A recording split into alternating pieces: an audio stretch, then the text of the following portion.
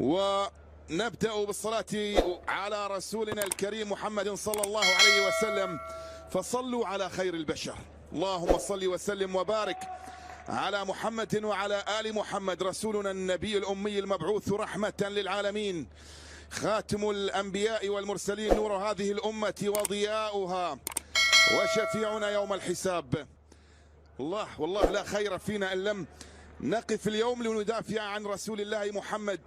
لا خير فينا إن لم نستغل منابرنا للدفاع عن ديننا، وهم يستغلون منابرهم ونحن نتجاوز بحجة حرية الرأي، أو ليخرج أحد فينا ويقول لا تخلط الدين بالرياضة، لا تخلط الدين بالسياسة. وإن خلطوهم قلنا مش علينا، حرية رأي وهذه حياتهم، واحنا عندنا حرية رأي أيضا، وسندافع ونشد على أي حراك فيه نصرة لرسول الله والإسلام. فنحن أمة أعزنا الله بالإسلام، فإن ابتغينا العزة بغيره أذلنا الله.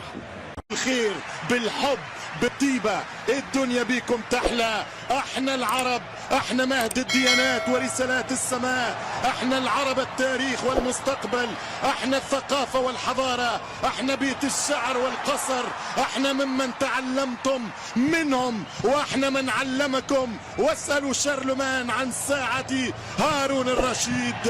احنا لا ندعي اننا الافضل، ولكن نرفض ان نكون اقل. احترم لتحترم. أصدقائي المشاهدين، هذا دانييلي أورساتو الإيطالي يطلق إشارة الانطلاق. الموعد المنتظر، قطر تاسع بلد عربي في كأس العالم بعد الرباعي الإفريقي، مصر، المغرب، تونس، الجزائر، ورباعي القارة الآسيوية بالكويت، العراق، الإمارات، الأخضر السعودي، اليوم العناب القطري. تاسع العرب في تاريخ الوورد كاب. مباراتنا رقم 77. أتكلم لكرة الضاد، 10 انتصارات، 3 للخضر الجزائر، 3 للأخضر السعودي، 2 لنسور كرتاج، و2 لأسود الأطلسي. آسيا ضد الكومبول، المواجهة رقم 22 في الدورة رقم 22 من كأس العالم لكرة القدم. وأرجو جماهيرنا ومشاهدينا ومشتركينا لا تكونوا ملوك أكثر من الملوك، ولا تتحمسوا أكثر من أبناء البلد. نشوفنا في ردود وهي تغريدات كلنا إنجليز وكلنا فرنسيين وكلنا ألمان ونحن طليان والآخر ولا إسباني.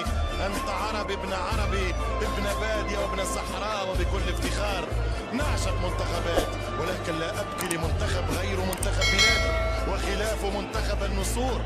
لو أنت أيضا تتحمس تتفرج تريد المكسب، لكن إنجلترا لها الإنجليز والألمان لهم الألمان، والطليان يمثلهم طليان، ونحن نمثل مجموعة أخرى من الأوطان. هل وصلت رسالتي أم لا؟ قد يغضب كثيرين، ولكن هذا هو الواقع. الحقيقة تؤلم، وأنا تعودت أن أمشي في الميزان الأعرج يسمح بما يشتهون ويمنع ما يكرهون. عاش السلتيك غلاسكو حامل الأعلام الفلسطينية، وعاشت القضية. أما الديمقراطية الغربية طلعت بنت ناس في الآخر. الله على أخلاقك يا ديمو.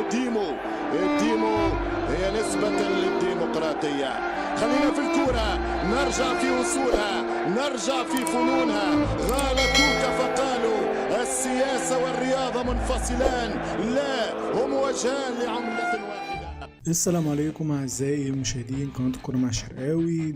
ده ملخص لجميع ماتشات الدور 32 من بطولة كأس العالم المقامة في قطر، كل مجموعة على حدة بجميع الماتشات. وإن شاء الله انتظرونا في ملخص برضو هيبقى شامل لدور 16 ودور 8 ودور السيمي فاينال والنهائي إن شاء الله.